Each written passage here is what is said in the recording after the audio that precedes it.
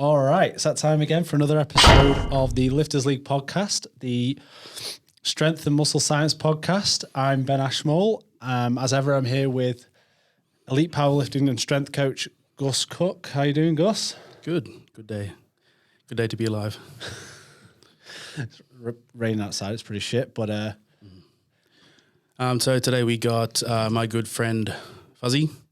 Actually, what's your Try name? and say my real name. right.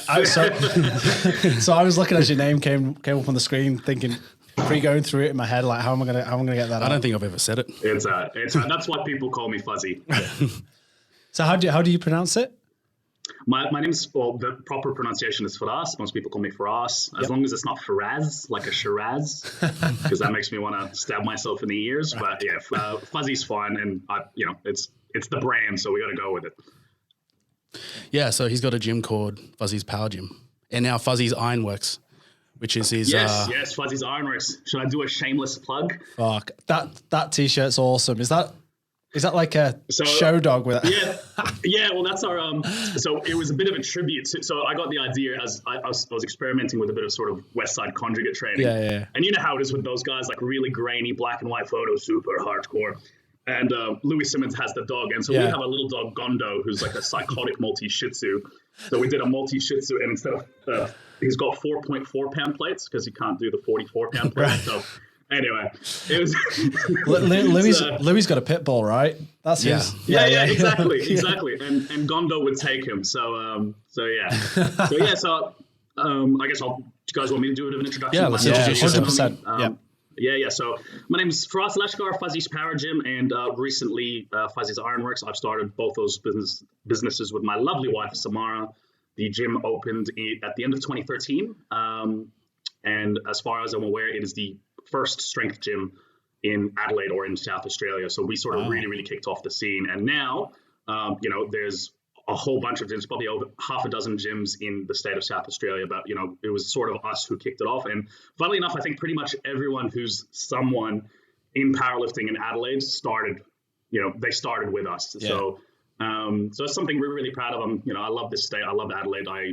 It's my home. I can't express how much I love it. And that sort of then led on to, during the old Rona crisis, was an expansion into equipment. And I'd always wanted to do equipment, but we started with steel plates because that's what everyone wanted to do. Everyone needed. So we started with steel plates, and recently we've just sort of launched our sort of flagship product, which is the Fuzzy's Power Rack, which is, basically my answer to every frustration I've ever had with power rack buying, in terms of weird sizings, weird spacings, lack of expandability. So I was just like, all right, I'm going to do it how we want it and do it I'm going to match. The goal is to match imported prices. So no one's got an excuse not to buy 100% Australian made. Interesting. So power racks are one of those things that everybody's trying to find the perfect power rack. It's a bit like backpacks and rucksacks, right? Like everybody's looking for that, especially as my industry is filmmaking, right? So I'm always trying to find a backpack that'll hold the laptop, all the cables, camera, lenses, this, and this. And there's not, it's like an eternal quest, right? And a power rack's exactly the same, isn't it? Everyone has a personal preference. I've never come across a power rack I like. It's just, especially the bigger you get, you just have a hard time smacking the plates at the side. Freaking can't grab the bar where you want to grab it. That's not a problem I share. Funny you should say that. So I made sure that our rack from end to end was 1200, and it was specifically so that when you're using a Rogue power or any like Eleiko sort of thin collared bar, you don't smack, and you have a little bit of a hand for a wide grip. So, I spent hours and hours and hours trying to think of every aspect of what makes a good power rack. Yeah. And, it's the little things like that I think, make the difference, because a few of the bigger guys at the gym have said, I can get my hands out, or I'm not smacking around as I'm walking the bar out. Yeah. Well, we'll link to all your stuff in the description. Please do. I'll stop advertising like a it's good. Lebanese merchant. You got into the game at the right time with coronavirus. I remember it was like Mad Max with people looking for strength equipment. There was a 2-week period where it was literally like, if you walked down the street with a barbell, someone was going to shoot you and rob you for it. Like, it's insane. Absolutely. Yeah. But yeah, I mean, we can table Ironworks or we can talk about Ironworks. But I mean, it's something I'm really I'm an immigrant, right? So Yeah. I came to Australia when I was 7, and I have a very deep love of Australia. You know, I'm very grateful to be here. So to manufacture something here means a lot to me. I don't want to import. I don't want to play that game. You know, Australian owned and operated. Okay, you have a warehouse and you import Alibaba containers. That's not Australian. Yeah, you're just a merchant. So anyway, That's practically, that's practically all the freaking plates there is now. I've seen a copy of all the plates on Alibaba. They all come from the same factory in China. They just rebadge them. They all look exactly the same. They're all the same. Just replace the Rogue with whatever you like, you know. Well, even the calibrated market, the calibrated steel market is now, you know, it's like, you know that meme where it's just like corporate would like you to find the difference between these two pictures. Well, just do that with the Rogue plate and do that with Goliath plate, and they're indistinguishable. Yeah. Same calibration plug, same font, same paint. Like it's the same factory, guys. Yeah. All right. Well, actually, how do you go about making your steel plates? I was just about to ask that. So this might be trade secrets. Trade secrets. Look, there's really nothing to it, man. It's you know, massive a cylinder and get it to the right size and width. So that's about as all as I'll let you. And then of course, you know, good quality paint, which is the real killer actually more than anything. And logoing. But the plates are relatively straightforward. There's a lot of other avenues that are being prototyped and explored at the moment, but we'll sort of let everyone know once we know and once we've got those things. Because you can expect people to pay a bit more for Australian made, but you can't expect 300% more. So we have to sort of work through all of that sort of deep down to the cent type stuff before we let anyone know. It's doable. Whether it's affordable is a different game. Of course. Yeah. All right. Well, move on to the topic of the day. Yeah, let's move on to our first topic. So we know you've got a bit in your grill about social media. I have had recently, and its effect on the sport of. So are you powerlifting focused, or are you just a general strength gym? I'd say we're primarily powerlifting focused. Probably similar to the situation Gus had. We're certainly open to strongman and anyone else, but mostly powerlifters. Yeah. So. What are your observations on how social media has changed things? Obviously, you opened your gym in, you said 2013. So even from then till now, it will have changed massively, right? Been very different since then, yeah. Yeah. Yeah, absolutely. I mean, I remember like Instagram wasn't a real big thing, you know, wasn't huge at that point. Yeah. I think social media plays. So one, I don't want to be, you know, the gruffy boomer who complains about kids posting on social media, because if you go back to like 2005, you would find those same boomers posting across 10 different forums, you know, bodybuilding.com forums, wanna be big forums.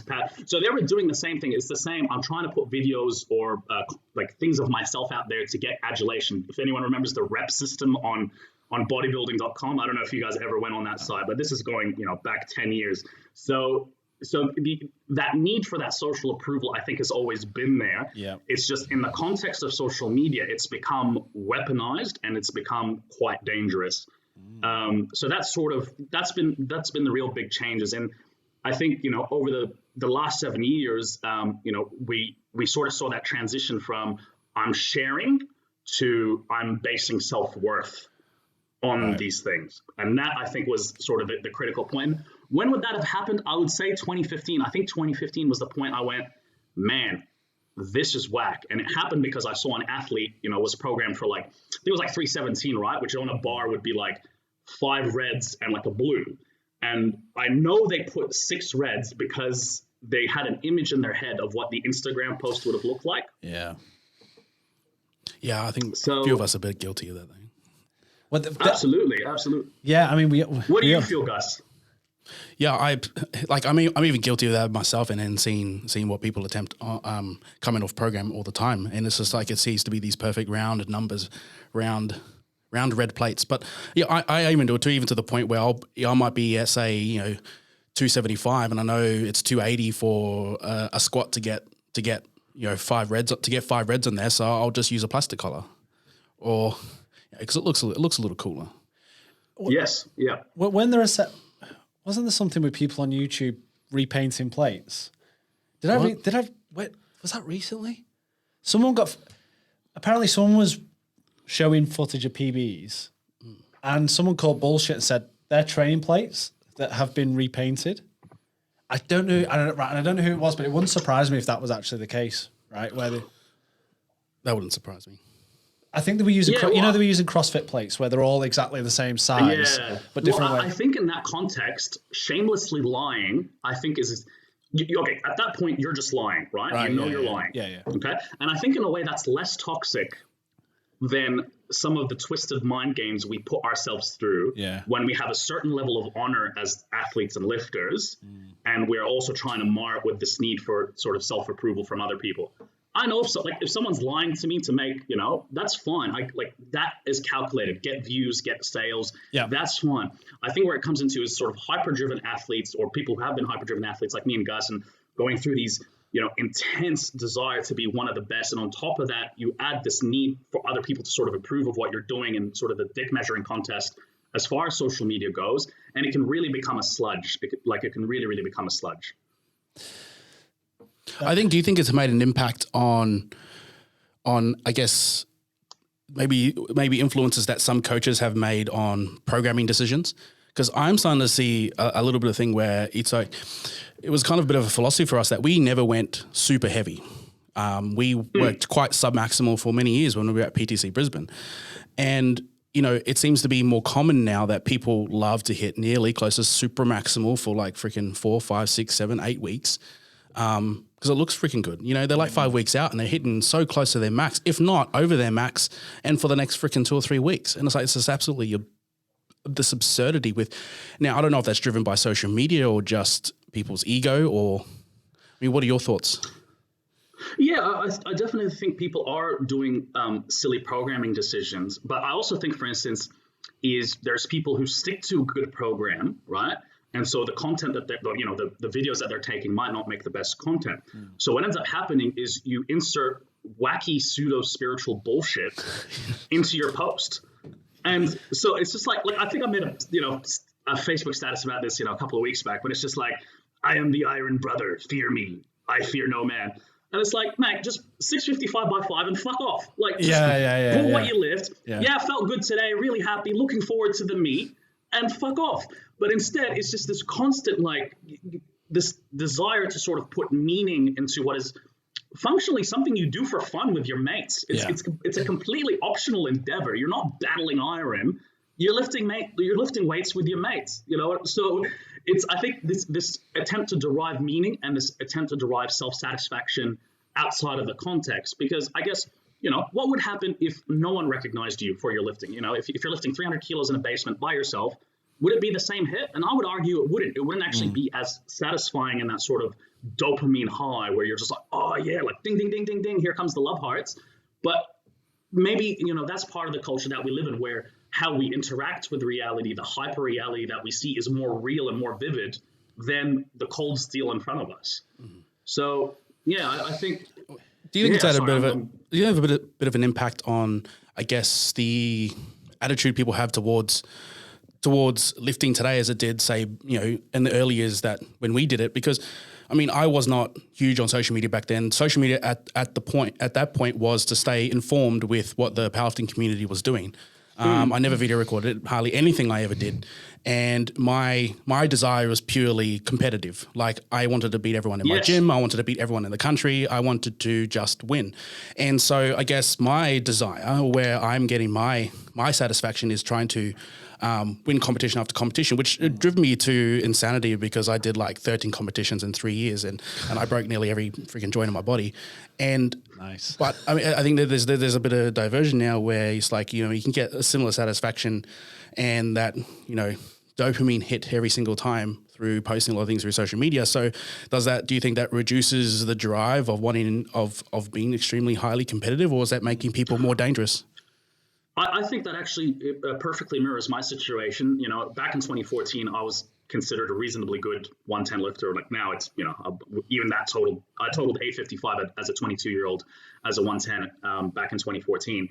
And I remember not posting videos because I didn't want the guys I was competing against to know what I was lifting. Right, and yeah. I think forward a year later, and I am just spamming that shit. You know what I mean? Like, oh, look at my wanky 320 pause deadlift. So I think, that's a really astute observation that you make there, Gus, in that, the competitive drive, I think, is being channeled towards the social media and the cred points there, rather than like the actual nitty gritty Mortal Kombat of competing against your fellow athlete. I think that's a really, really good observation. I'd never sort of thought about that myself, but I could definitely feel a shift in myself, especially as, you know, this is where you layer on being a gym owner on top of that, because so much of your own lifting represents your brand.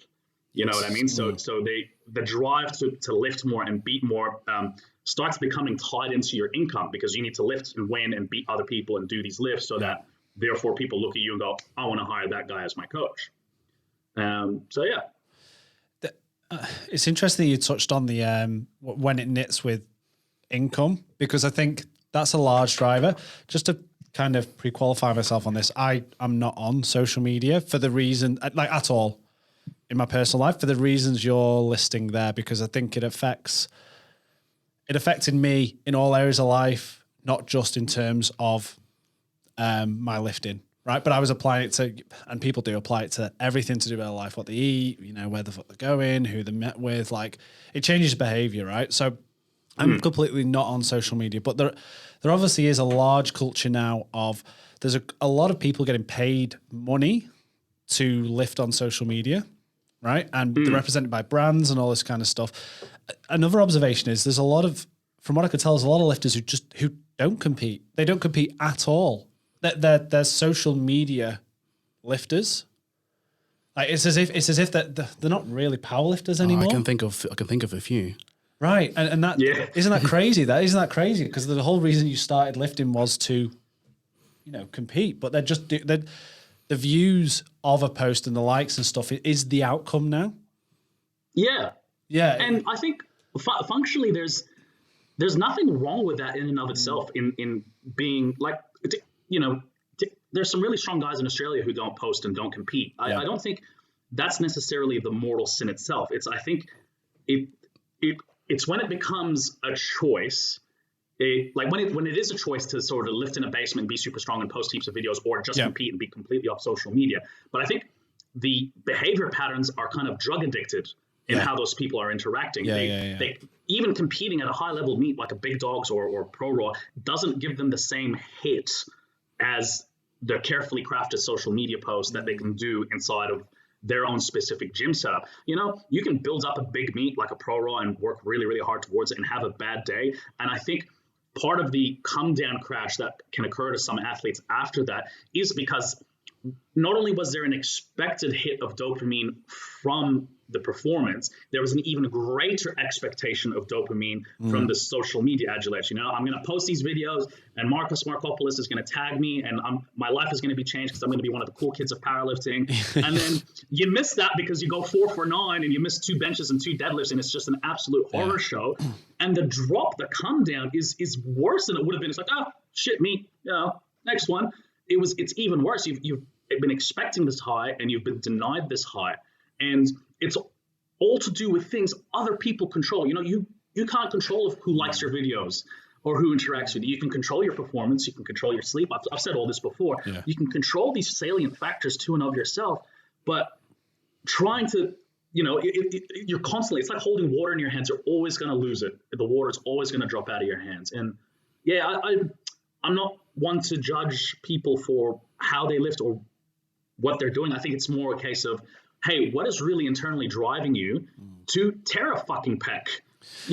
Well, I mean, and then that's the bit, like if people are 1 rep maxing 8 weeks in a row, whatever, and absolutely annihilating themselves just because, you know, I know it's going to get me social media feedback. That's obviously a significant issue because you talk about health issues there.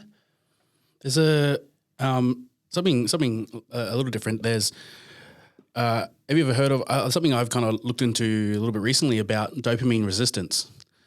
And so there's these constant pings, which I mean today is a lot easier to get that satisfaction, and that starts to build resistance. So then you end up either digging deeper to get it, or you require things that give you faster satisfaction rather than something that takes longer to work, like trying to win a competition. Yeah. because you're delaying that desire for very long periods of time, where social media is is quite instant. You can post, you get a like, you're happy. Where, training. Absolutely. Yeah, I mean, I think about how much deferral of gratification is involved in a 16 or 20 week prep. How many things you have to put off social, all these fun things you have to put, even the gratification of feeling good that day and knowing you could hit a PB, but not because you're saving it for the comp and you're sticking on your program and you're doing the thing with your coach. So that deferral of gratification cycle is getting worse and worse. And people, it's no longer a case of 4 weeks or 3 weeks. We're talking about daily, right? That cycle is daily. It's, post, get a high, get, 60 likes, or maybe you only get 30 likes or whatever it is. And then the next day you're back on that train. And no one wants to admit this. A lot of people will do the whole, oh, you're just talking shit, or they try to pass it off as flippant, but you can tell by their carefully crafted flippant post on Instagram that they really give a fuck what you think. Yeah, they fucking need it. They really, really care what you think, so much so that they're crafting this whole, oh, I don't care. You do care, mate. You do care. We're social creatures, and we crave that approval, and it permeates every single thing you do. And the only way you can prove me wrong, don't post. Yeah. I think it is an interesting thought experiment to do. I've said this I think I've said this on every episode of the podcast so far. Is it a PB if it's not on Facebook or Instagram? Like, does it exist if you don't put it out there? Yeah. And it would be very interesting as a thought experiment for anybody listening. Can you just go a week without and just absolutely crush your program and just leave it hanging? Because I can guarantee you'll probably feel a need to post something, right? And at that point, you've got to... And there's nothing inherently wrong with social media. It's just how far you go with it, right? Absolutely. Yeah. I think Gus might be, I've had some really weird health issues and 35 kilos of unexplained weight gain, and it's been a pretty fun, weird ride for me personally. So so training for me is really hit and miss. Like one day it's like I'm really strong, and the next day I'm not. Yeah. And I've managed to pull together like a 340 squat, which is like a 10 kilo PB or something, just before Pro. And the intense urge to post that lift was like, man, I really wanted to post that lift. Yeah. And I didn't. Actually, I posted it up 2 weeks later once everything had been canceled and Pro had been canceled and all the rest of it. And it was such a different feeling in terms of I was able to come down from the high of my achievement for that day, celebrate with my teammates and have a really good time. And then that was it. I just sort of petered out, went home, had a good sleep. Whereas if I'd posted it that night, come on, we'd all been up to 1 o'clock, refreshing that like screen, waiting for those dings to come in. And when you wake up, you're kind of hungover the next day. I actually honestly felt like I had better recovered by not sharing that PB. And we're seeing people literally, I've seen guys upload openers before their second attempt. Like, what the hell? Oh, mid comp. Wow. Mid comp, man. Yeah, wow. Mid comp. Yeah, wow. Doesn't surprise me. I have a little theory. I have a little theory on that because I kind of experimented myself, and this is just a little bit.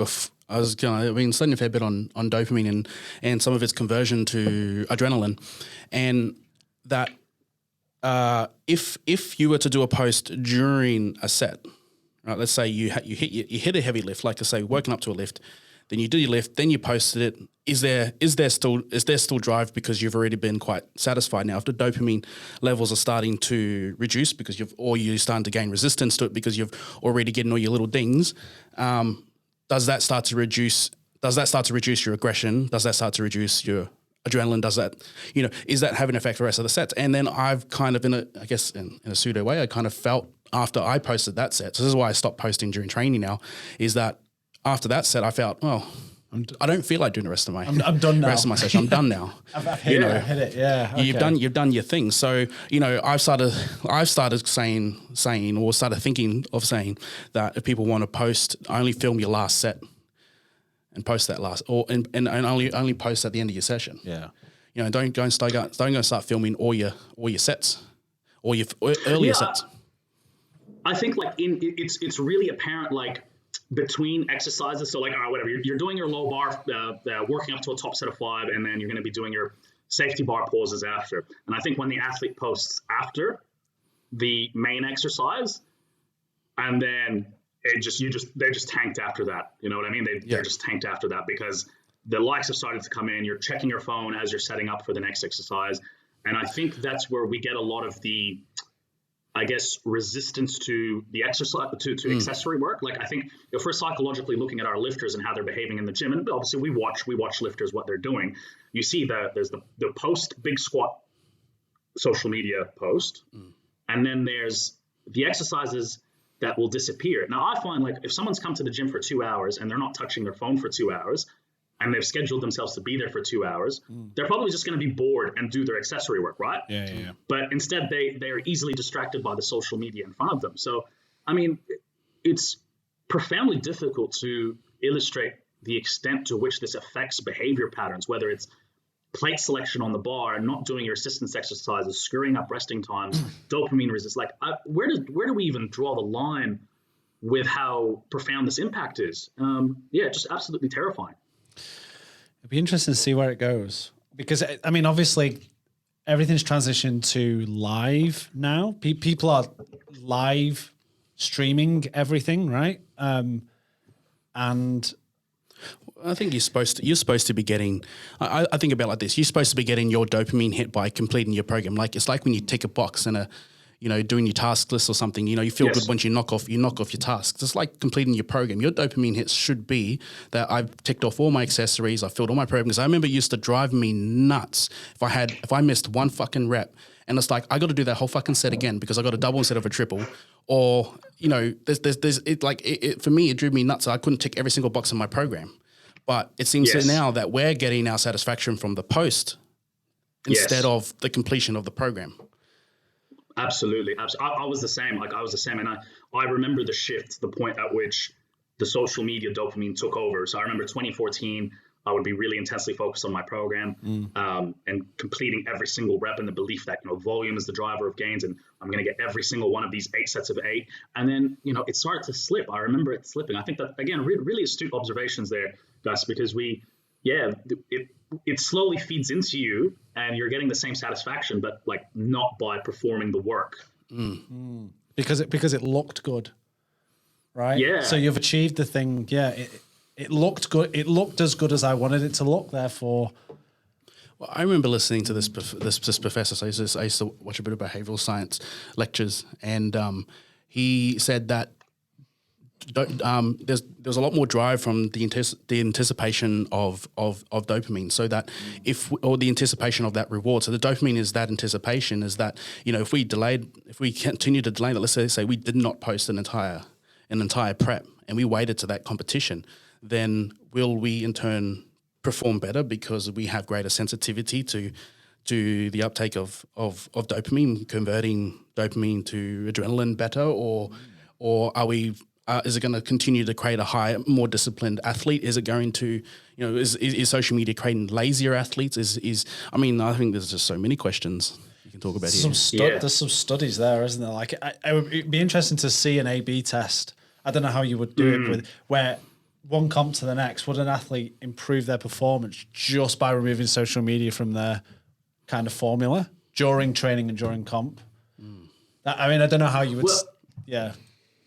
For lifters like me and Gus, who sort of have, I guess, a date before social media. Yeah, of course. I think that's possible.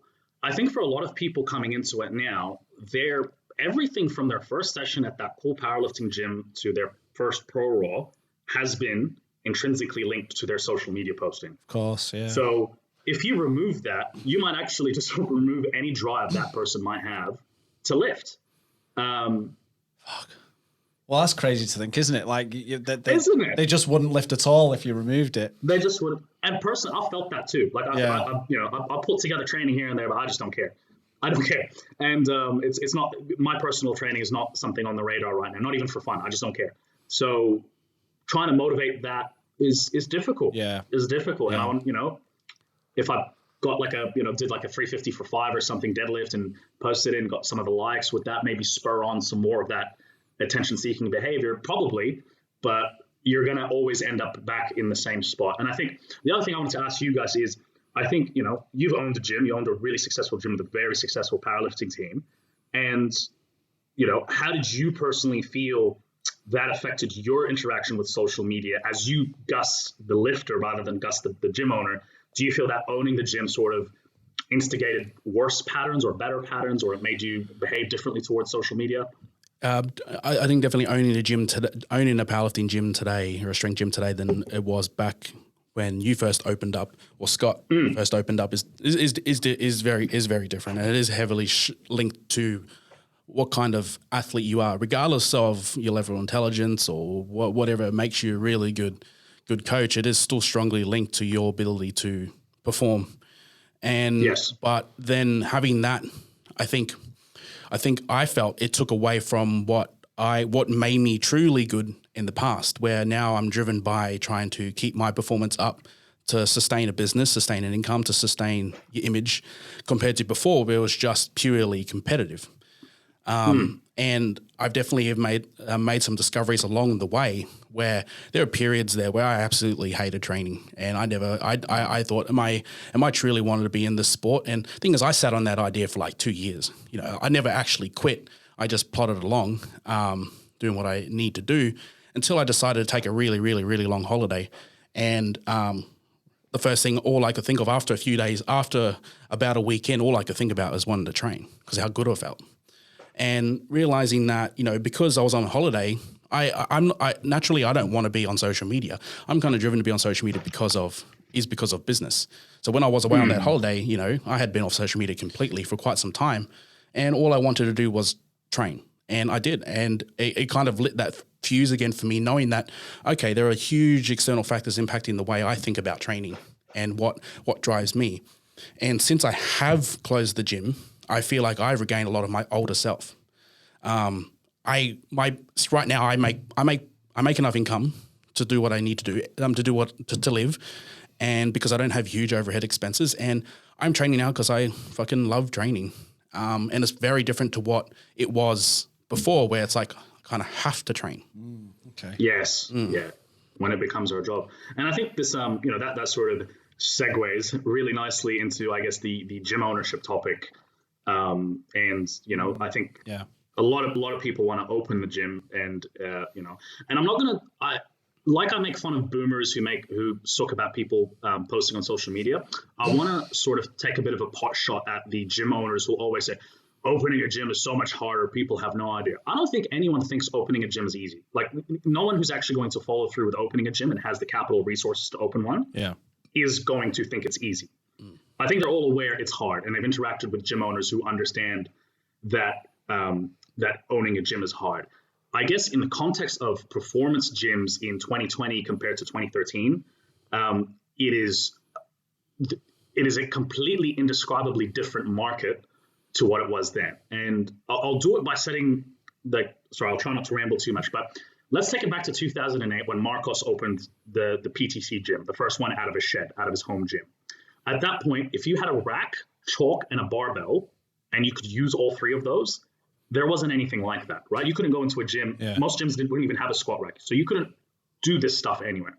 So from 2008, I would say, till about 2014, you basically just had to open a shed, put a couple of racks in it, place some metal and chalk, and people would come. Yeah. There would be something there.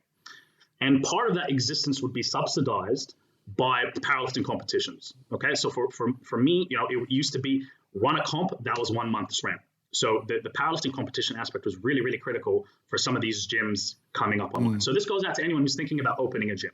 So if you open a gym now, it's not like it was in 2013. One, the standard and expectation is much, much higher. You can't have a bunch of mismatched plates. Branding needs to be on point. The gym needs to be on point. Yep. It might not need to be Eleiko everything, but it's got to be nice and the equipment's got to be good. Okay. And two, the revenue income that you could have generated 5 years ago, 6 years ago, 7 years ago from powerlifting comps is gone. You can't access that, right? Maybe you might be able to run a few little novice comps in your own gym, but the big boys are here and they're not going anywhere. Valhalla Strength has a lockdown on the major GPC competitions. We have our GPC competitions in Adelaide, Ruchi's gym, PTC HQ. So you have these nexus points of powerlifting gyms that control that, and that's business, right? Like, that is business, but you're not going to have that same access. So your setup costs are going to be higher. Your opportunities to make money are going to be lower. And I always say, I've said this to people before, if I had opened in 2017 as opposed to 2013, I wouldn't have made it. I got to open at the right time. Okay. So sorry, I'm really going off the deep end here, so I'll let you guys come in. Interesting. No, they said, I remember reading or watching something, they try to look at the single number one variable that created the most successful businesses. And they were talking about big businesses like Uber. And they said the number one key variable across the board that made all these businesses successful, that were all similar across the board, was timing. That they were in the market at the right time where there was a demand that was about to grow, or they created demand. And at that time, there were, like he's right what he was saying. Like I remember when I first went to PTC Brisbane, I remember the first day we got a monolift, and we had the only monolift there was in like Queensland, and then there were two. Like there's one there and one in Queensland. It's like, cool, we know where to travel to if you want a monolift. Now you can't be a gym unless you have at least two in your gym. Yes. So it was like, back then there'll be two in the state. Now you have to have one. You have to have two in your gym. It does. I guess if you think of the motivations of people, most people off the street, lifters who their goal is to open a gym, right? If I was to guess, I would say they're doing it because they love to lift, and they think, well, I get to be in that environment all the time. I get to be involved and help other lifters, and that's great. But there's quite a similar issue with my industry that my business is in, which is creating content, filmmaking, and stuff like that. And it's what I recommend to people is, if you love creating videos, if that's what you love to do, don't get into business doing it, because number one, you'll only be making the videos that your clients want. You will no longer make the videos you want. You won't enjoy it anymore. And two, you've got to bring the money through the door.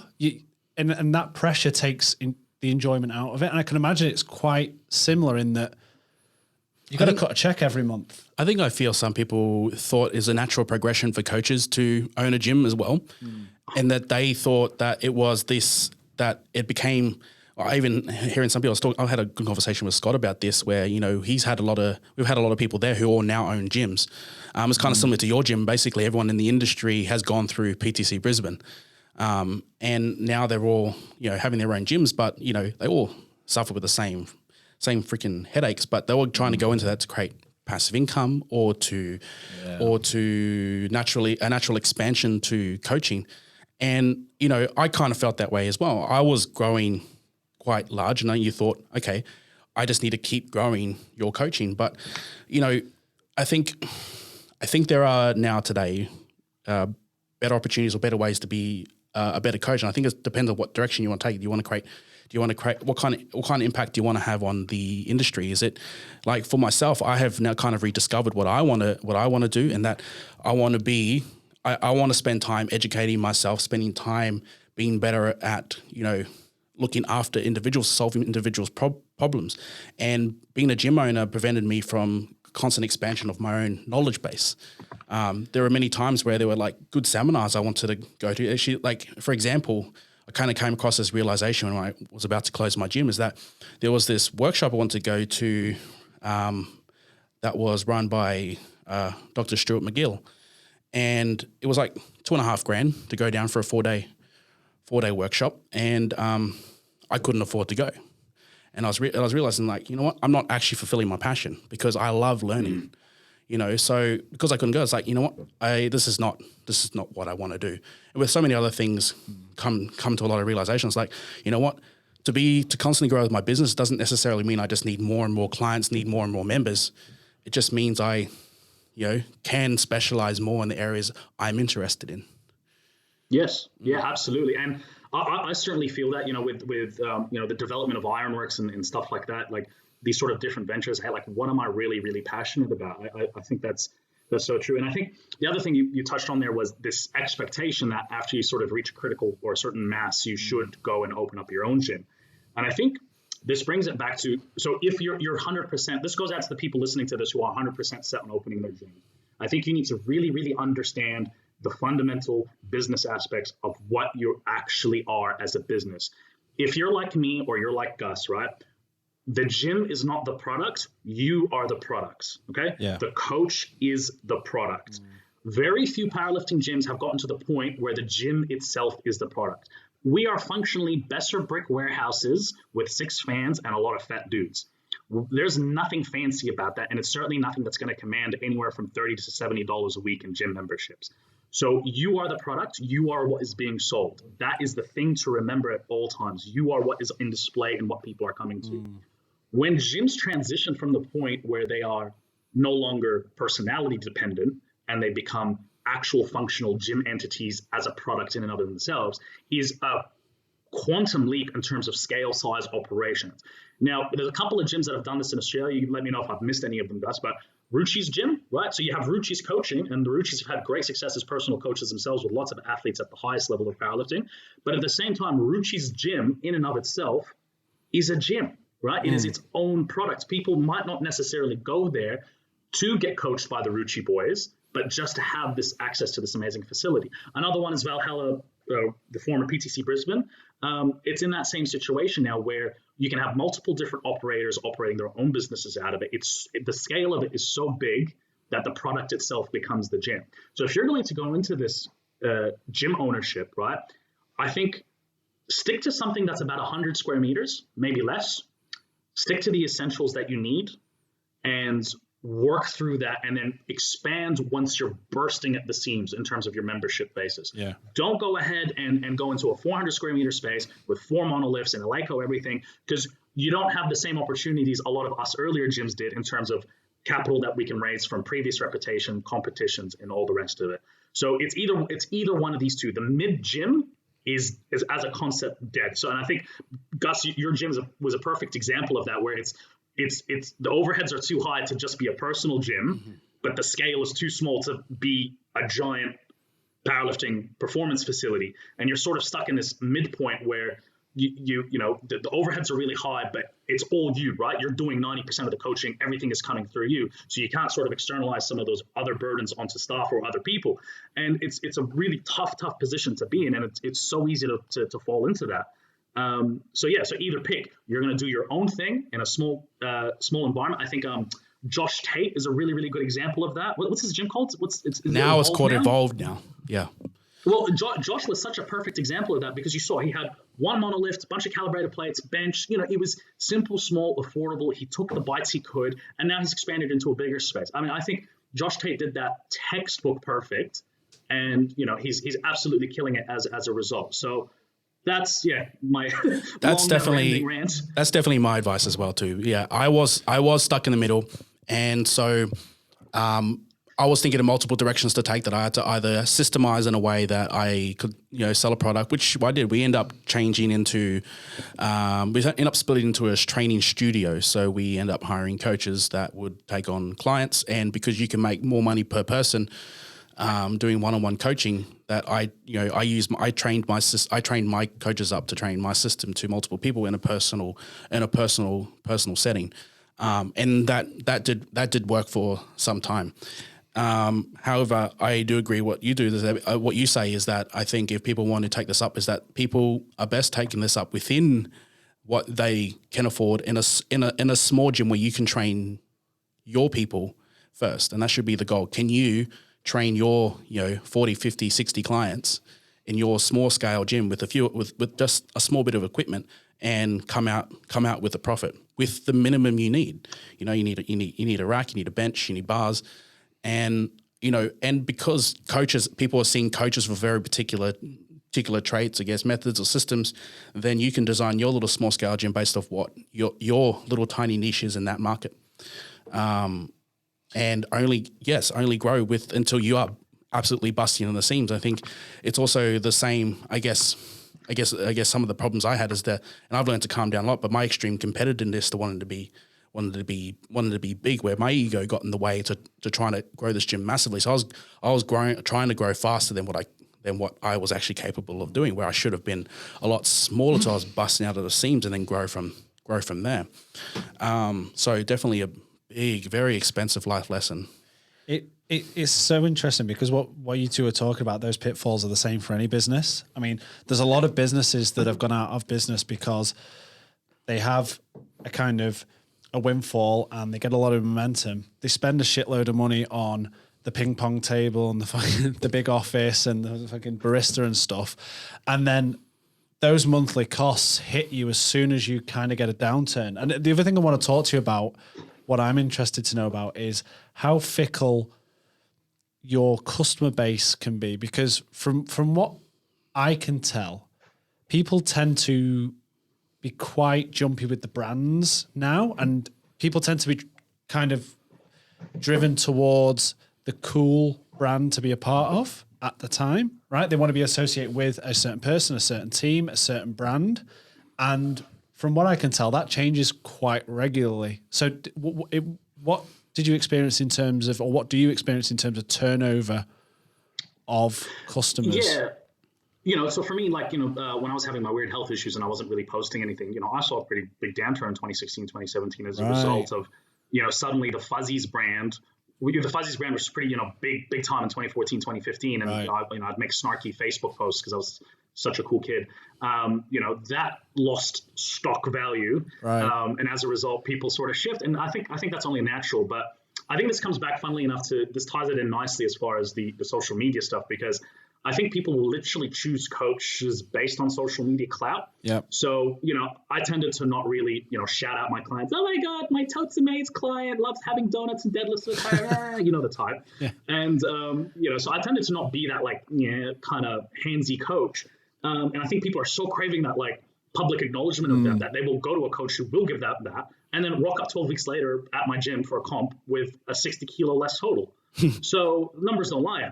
The numbers don't lie. You know what I mean? So, nothing changed about my programming. My programming was, as good as it's ever been, and it continued to improve and all the rest of it. But I couldn't provide the associated clout, the social media clout that this person was looking at. And you know what? For them, a 60 kilo drop on total is fine if they get that post saying, oh my God, you did so good. I'm so proud of you. Next comp, here it is. They'll exchange that. That's an exchange to them that they'll make. You feel it's gotten quite, sometimes kind of quite nasty on social media, where it's like, because I'm relating to exactly what you're saying, where there's always a flavor for that year, and there's a lot of client hopping, and it does seem to be an observer from the outside looking in. It's like there's nothing offering any greater than I guess what I'm offering, but they're a lot more colorful, a lot more out there, so a lot more popular, like you said, a lot more claps on social media. Yeah. So who's your best athlete? Sarah? Yes. Would you say Sarah's your best lifter? Yes. How long have you had her for? 6 years. 5 years, 6 years. Yeah. Okay. Perfect. So this is a good point. This is a good point to make. Yeah. Yeah. So my best athlete I've had for 5, Ben Smith. Okay.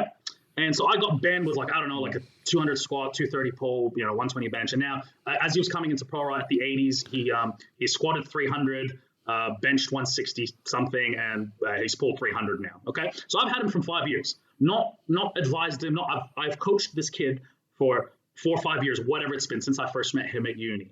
And so the proof is in the pudding in terms of that athlete development. So the mark for you as a coach and the relationships you build with your clients is that longevity. Shaco, Louis Simmons, these guys don't agree on a lot of things as far as programming goes, okay? Mm-hmm. But what do they have? They've got guys who've been with them for 20, 25, 30, 35 years. Right. And that is the mark of the coach who is going to really do some crazy shit in the sport. So you can chart it out, 6 years, 5 years, 3 years, 4 years. That illustrates the depth of what it is that you're doing more than anything, more than the amount of money you make, the likes you get, the cash that comes through the business, the clout, whether you're the cool kid for the month with your system this or system that or method this. That's what is going to fundamentally set you apart, whether you can build those relationships. I know so many coaches who've never held on to a client for more than a year. I know so many athletes who've never stayed with a coach for more than a year. That's what you should be looking at. What are these guys doing that makes them, keep a coach for that long? And with someone like us, relentless self-learning, and self-improvement, with me, I love to tinker around with programs and design, whatever it is. That's the difference between, the transient coaches and the ones who are going to be here in 20 years. Yeah. So the key there for me is also, I think what you're touching on is the instant gratification that people need now with everything. And this is linked to the social media. Whereas, how long on average do you think? Are you saying like the instant results from a coach? Because I go to this coach and it's like, right, they get that in 6 weeks I improved my bench by X, instead of thinking, you know what, the key to being a better athlete is I need to stick with this long term to see anything actually happen here. And I think they're forgetting to see where someone like Sarah, it's like the amount of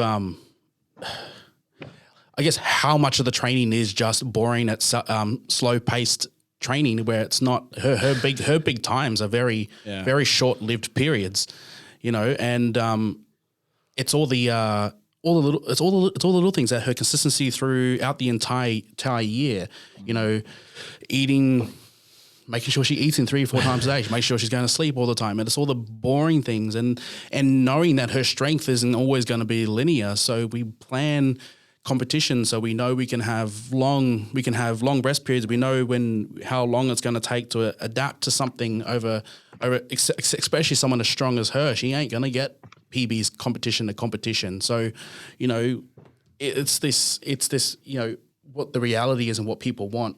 It's definitely skewed a lot because, a lot of people are seeing a lot of strong people now and not realizing that these people have put in many, many, many years and there are many tiresome hours and there are no shortcuts, right? That's always, we had Sarah on this podcast and there you go. The overwhelming sense I got was that training's not, unless I'm benching, training is not fun for me. And she hates having to smash the calories. And she said at one point she was eating 5,500 a day. Is that right? Yeah. And it's like, it wasn't an enjoyable experience, but she's been doing it consistently for so long now. That's how you become elite, right? And then all these people who think, if I just jump to the next coach, and the key is to ignore the likes, ignore the clout, and scale back to the numbers, right? And just do it long term. I think you go. No, you go, Gus. I talk too much. I think you notice what a coach wants because after being a coach for so long, I get coaching from someone else now, and I know that they will need to spend at least a good year, 2 or more with me. They know results. We know we've got to take periods of time and periods of in competition because they need to learn a lot about me and how I'm responding to training. And I think this is what I think a lot of people aren't understanding, and it could be because of linked back to social media, of being for sure. And I think just again, it's like trying to just tie it all together. I think one other thing that I feel a lot of people will do is be like, I have to be on social media to grow my business, or And I think the question is, if you just took the time you need to post your clients, post some content, and do that stuff, I think you can achieve that all within an hour. Yeah. And then you can put your phone down. Yeah. So, if your screen time on Instagram is 6 hours a day, you're not doing it. What could you do with that other 5 hours? And I'm not saying I'm perfect at this either, but the gym shut down, things slowed down for me. I started a completely new business with what I feel is the best power rack in Australia. It drove me to kick off something new and to spend my time thinking about that. So, and the other thing is with athletes, a lot of the time when you go to a new coach, you might work a little harder. Maybe that's where the results came from. Yeah. Maybe the results came from because the previous coach had set that athlete up really well before they went to that new coach. You know what I mean? Getting people stronger isn't hard, provided they're motivated. Like, with the exception of peaking an athlete is the only thing that I think is a real art form as far as powerlifting coaching goes. But improving someone's general strength it's not difficult, right? Provided they want to do it. So if they move to a new coach and they're a bit more motivated because they want the dopamine from the likes because of the new clout, maybe they are going to train a bit harder. Who knows? I definitely feel that a little bit because I think sometimes you feel that your clients sometimes get a little bit complacent with you. So you try and implement an older strategy where that works. It's like, okay, cool. I need you to start tracking this. So you have to do a little bit more work now.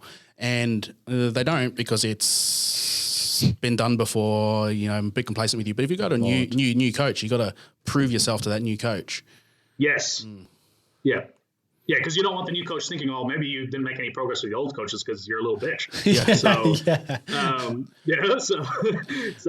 So what I started doing is making I've started making a bigger deal about transitioning to phases. So when we go into a competition, we say, okay, cool, we're about to go into competition prep now. So you need to spend the next 2 weeks now during this transitional phase that you need to start to make these changes mentally and start to make some of these changes in your lifestyle to put in the next 8 to 12 or so weeks. And so that's how I found to get people out of the complacency a bit. Yeah, no, I might just have to take that on board. I think that's a really, really good one. So yeah. Anything else, fellas? Oh, that was a great chat. That's great. That was a great chat. We've literally just come up on an hour. There you go. So we probably should tie it off. I know you could probably talk for a few hours on this. I know Gus could. Yeah. But we'll tie it off there. So, Fuzzy, it's been awesome, mate. Thanks for coming on. Gentlemen, thank you. It's been absolutely delightful, and I hope anyone listening to this, especially if you are struggling with social media or wanting to open a gym or a combination thereof, that this podcast helps you, because you can put yourself through a lot of mental anguish in this game, and you don't need to do it. And you can always reach out to talk to someone about it. And I'm coming straight off this podcast, and I'm checking out your power rack. Has he solved it? Has he solved it? We'll see. That's it. All right, mate, awesome. Guys. Thank you so much. Thank you. Bye. Bye-bye.